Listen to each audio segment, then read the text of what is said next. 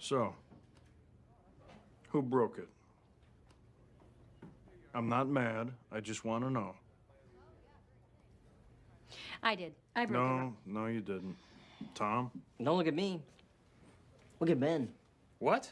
I didn't break it. Huh, that's weird. How'd you even know it was broken?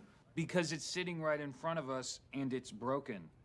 Suspicious. No, it's not. If it matters. Probably not, but April was the last one to use it. Liar, I don't even drink that crap. Oh, really? Then what were you doing by the coffee cart earlier? I used the wooden stirrers to push back my cuticles. Everyone knows that, Okay, Jerry. okay, let's not fight. I broke it. Let me pay for it, Ron. No.